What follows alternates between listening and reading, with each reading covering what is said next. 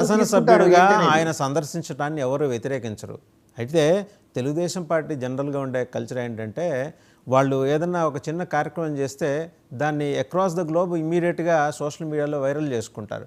So దానికి తగ్గ సాధన సంపత్తి వాళ్ళకు ఉంది, నాలెడ్జ్ సెంటర్ ఉంది. అలాంటి నాలెడ్జ్ సెంటర్ కూడా అందరూ అన్ని పార్టీలు డెవలప్ చేసుకుంటే అందరికి కూడా ప్రచారం వస్తుంది. సరే, ఆ విషయం పక్కన పెడదాం, కాసేపు చౌదరి గారి దగ్గరికి వచ్చినప్పుడు అది మాట్లాడదాం. వెంకటేశ్వర రెడ్డి గారు, నేను అడిగేది ఏంటంటే ఇప్పుడు అంత ఖర్చు పెట్టారు, ఏముంది ఒకటి కమ్యూనిక్ ఇచ్చేస్తే అయిపోతుంది, మేము ఇంత ఖర్చు పెట్టామండి దీనికి, ఇంత మీ కాలయాపన అన్నారు మీరు, ఉండేది కాదు. సునాయాసంగా సులభంగా ఇప్పుడు పాపం గంటా శ్రీనివాసరావు గారికి కూడా అంత పొద్దున్నే మార్నింగ్ వాక్ వచ్చి దీన్ని సందర్శించి ఆ వివరాలు అందరికీ షేర్ చేసే పరిస్థితి వచ్చేది కాదు కదా. వారి పని మరింత సులువయ్యేది కదా, మీరు అట్లా చేయకూడదు కదా. అది అంటే కామన్ మ్యాన్, ఒక సివిలియన్ అడుగుతున్న ప్రశ్న. మేము కట్టింది చట్ట ప్రకారమే కట్టాము, లీగలైజ్ గా కట్టాము, ప్రతిదీ ఎస్టిమేట్ తోనే కట్టాము. ఆ ఎస్టిమేట్లు అన్ని ప్రభుత్వానికి సమర్పించాము. ఇప్పుడు ప్రభుత్వంలో ఉన్న వాళ్ళు ఈజీగా అది తీసుకోవచ్చు.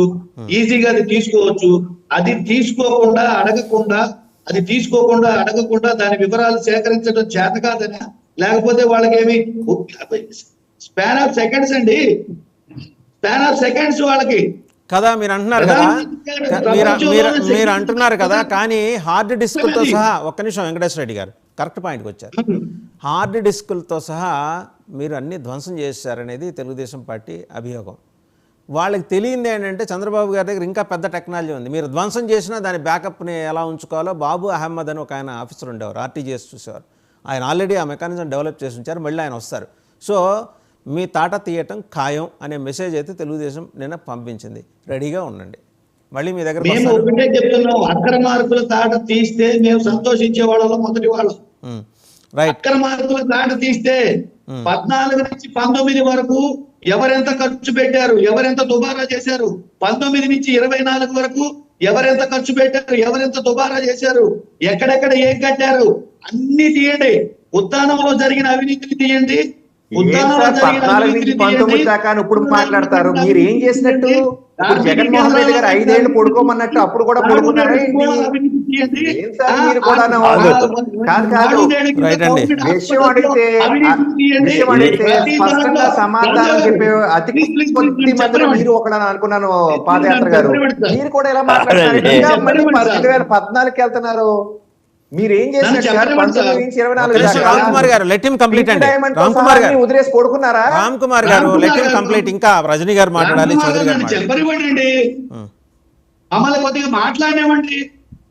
5 ఏళ్ళు మాట్లాడాలి, ఇప్పుడే గొంతెందుకు నొక్కేస్తారు మీరు? ప్రజా గొంతు నొక్కకండి, ప్రతిపక్షాల గొంతు నొక్కకండి. మేము ప్రతిపక్షంలో ఉన్నాం, స్థానంలో మేము ఉన్నాం. ప్రజా గొంతు ఎవరు ఇచ్చారు సర్టిఫికేట్ అని? ప్రతిపక్షమే కాకపోయింది. ఒక్క మాట అండి, రైట్. నేను క్లియర్ గా ఏం చెప్తున్నానంటే, హలో చెప్పండి వెంకటేశ్వర రెడ్డి గారు క్విక్ గా.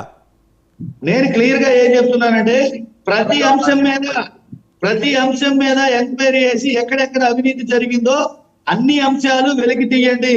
నాడు నేడు స్కూళ్ల మీద తీయండి, నాడు నేడు హాస్పిటల్స్ మీద తీయండి, సచివాలయాల మీద తీయండి, ఆర్థిక కేంద్రాల మీద చేయండి, ఉద్దానం హాస్పిటల్స్ మీద తీయండి.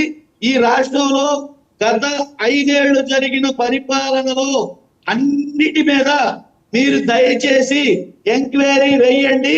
వేస్తే ఎక్కడెక్కడ ఏమున్నాయి, ఎక్కడెక్కడ ఏం జరిగింది అవన్నీ వెలుగులోకి వస్తే మీకే తెలుస్తుంది. రైట్, ఒకసారి రజనీ గారి దగ్గరికి వెళ్దామండి. రైట్, రజనీ గారు,